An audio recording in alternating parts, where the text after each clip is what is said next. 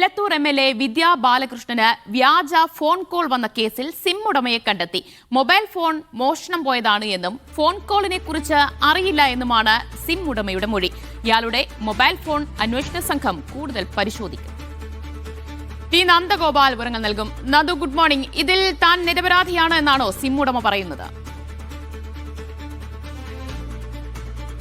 അതായത് ഇതിന്റെ അന്വേഷണവുമായി ബന്ധപ്പെട്ട ഒരു പ്രത്യേക സംഘം ഡൽഹിയിലേക്ക് ഉൾപ്പെടെ പോയിട്ടുണ്ടായിരുന്നു. നേരത്തെ തന്നെ സിം ഉടമ ആരെയാണ് എന്നുള്ള കാര്യത്തിൽ ഒരു സൂചന ഇവർക്ക് ലഭിക്കുകയും ചെയ്തിട്ടുണ്ടായിരുന്നു. അങ്ങനെയാണ് ഇയാളെ കണ്ടെത്തി ചോദ്യം ചെയ്തത്. അതിൽ നിന്നും ഇയാൾ പറയുന്നത് തന്റെ ഫോൺ മോഷണം പോവുകയാണ് ചെയ്തിട്ടുണ്ടായിരുന്നത്. അതുകൊണ്ട് തന്നെ സിം തന്റെ കയ്യിലില്ല, താനല്ല വിളിച്ചത് എന്നുള്ളതാണ് ഇയാൾ ഇപ്പോൾ നിലവിൽ അന്വേഷണ സംഘത്തോട് പറഞ്ഞിരിക്കുന്നത്.